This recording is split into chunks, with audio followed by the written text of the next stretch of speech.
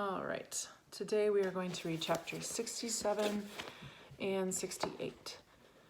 In all of these proceedings, Mr. Paulding did not look at me. I am equally certain that John Andre never noticed me in my place of concealment. Yet I, to my increasing mortification, watched and heard it all. The way the men went through Andre's pockets, pulled away his boots, and then stripped him of his stockings was like some crude mockery. I have no doubt that for Andre, it being low Americans who had accosted him and treated him thus was deeply wounding to his pride. Indeed, the major, standing there in his bare feet, offered the men a large sum of money, a bribe, if they would let him pass. He smiled. He tried his charm. He bullied. He threatened. He offered more money. The three men refused it all. To see Andre growing frustration, anger, and finally his humiliation made me ashamed. Had I not tried bribes to free William? It was Mr. Paulding who said to him, "Mount up. We need to take you to Colonel Jameson. He's my superior. He can decide what to do with you." Andre put on his socks and shoes slowly. I knew him well enough to read his thoughts and looks. How dare such men treat me so? As if to regain some dignity, he picked up his coat and hat and dusted them off. Only then did he remount his horse. Once set, he again offered money for his freedom, considerably more than he had before. It was no avail. Taking the reins of Andre's horse in hand, Mr. Williams began to lead the way north along the road. Mr. Van Wart took a place by Andre's side, one hand on the major's boot as if to remind him he was there. Mr. Paulding came last behind the horse. As they started off, Mr. Paulding turned to determine where I was.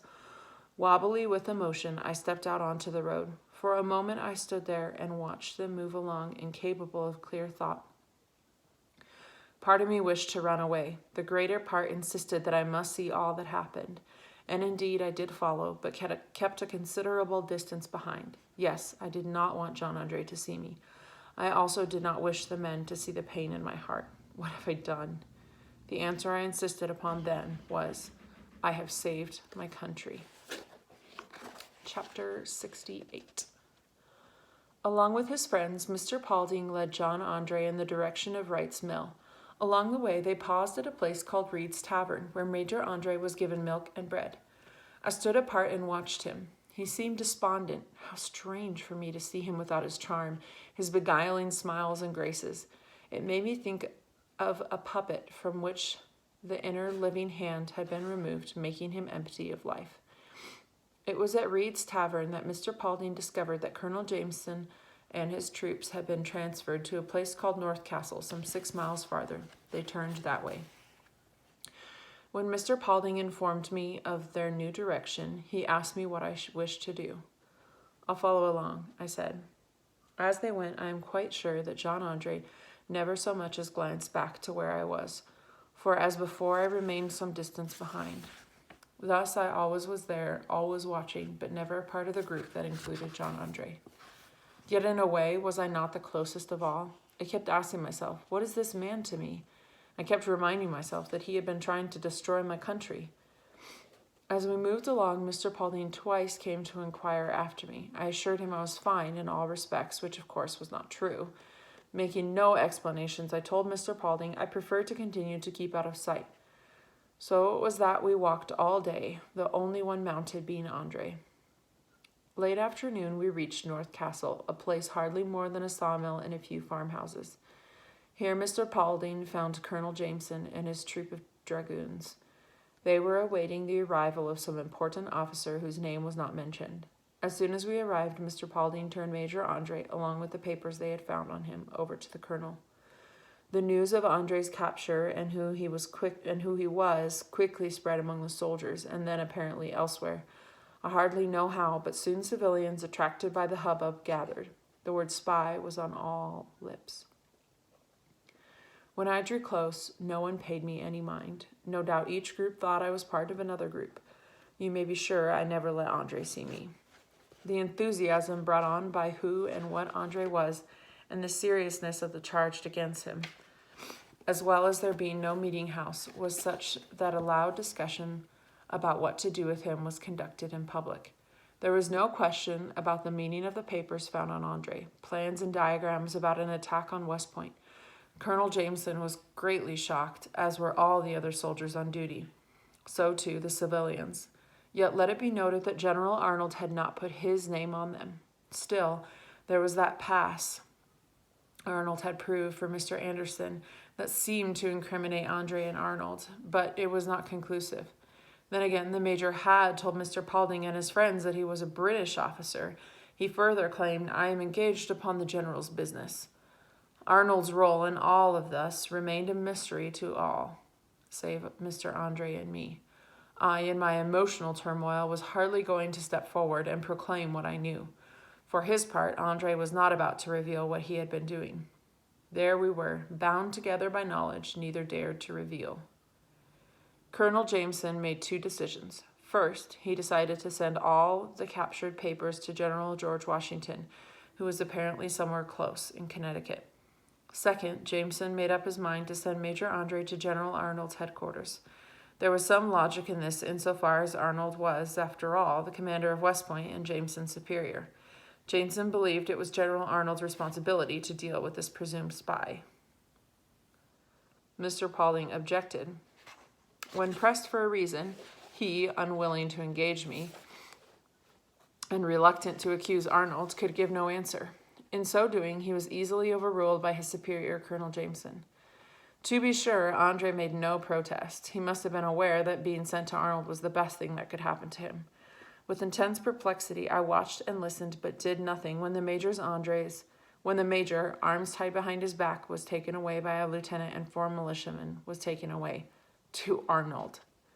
I was of two minds. I was relieved that no personal harm would come to Andre, at least no harm by my hand. West Point, I told myself, could still be saved and Arnold exposed. It was everything I desired. However, when Colonel Jameson chose to send Andre to General Arnold, I had no doubt that Arnold would protect him. Worse, it was more than likely that Arnold would find a way to free Andre to do as much destruction as the two had always planned. Arnold's traitorous designs might remain hidden. The loss of West Point might still take place. In short, once again, all I had done was in jeopardy. When Andre was led away, Mr. Paulding came to me and offered to guide me back to Tarrytown.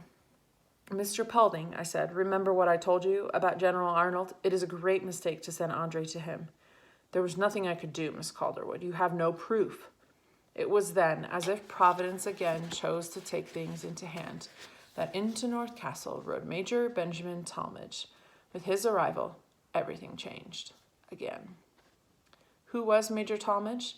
Nothing makes me remember a fact more than being told to unknow it, and Talmadge was the name Mr. Townsend had urged me to blot from memory, the man to whom he passed on the information I gave him. And here was Major Talmadge in Newcastle. Colonel Jameson, his superior, told him all that had happened. The major was upset. "Was it wise to send that man to Arnold?" he demanded. "What objections could you possibly have?" asked Jameson. "Why did Arnold give that British major a pass?" Talmadge asked. "Why did he say he was on a business with the general?" Jameson had no answer.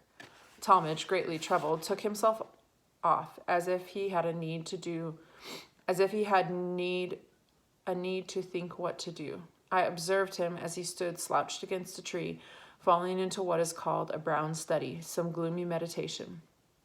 Convinced that Providence was again supplying me the chance to stop the harm I had worked so hard to prevent, I went up to Mr. Talmadge. Such was his concentration that I stood before him a good while before he even noticed me.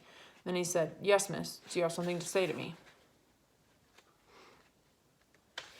"Please, sir," I began, "is the name Robert Townsend familiar to you?" His mouth fell open. He came to quick attention. "And if it was," I said, "I work for him." It took him a moment before he said, "I beg you to explain yourself, miss." In haste, I revealed that Mr. Townsend had placed me in General Clinton's headquarters to spy. I further told him what I had discovered, that I had been giving my information to Mr. Townsend until he disappeared. "Is he all right?" I asked. "He's fine," said the major. "What are you to him?" I asked. "He reports to me," said Mr. Talmadge. "Now repeat," he said with growing peroration, "what you just said about General Arnold and this Major Andre." I did as he requested, all of it. Then he said, "Stay right here." He took a step away. "Please, sir," I called, "you must not mention my name." Over his shoulder, he said, "You haven't given it." I watched him as he marched over to Colonel Jameson. The two began to argue hotly. Not wishing to be brought into the debate, I stayed far away so that I did not hear their words. Their intense argument, if that is what it was, lasted quite a while.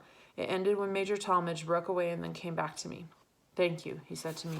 "We have reached a compromise. Major Andre will be brought back here, but Colonel Jameson insists that General Arnold be told what has happened. As for the papers Major Andre had on his person, they have already been sent to General Washington. I didn't inform the colonel about you. Mr. Townsend's name remains a secret." Such was my shock, I just stood there, unable to speak. From my point of view, it was the worst possible outcome.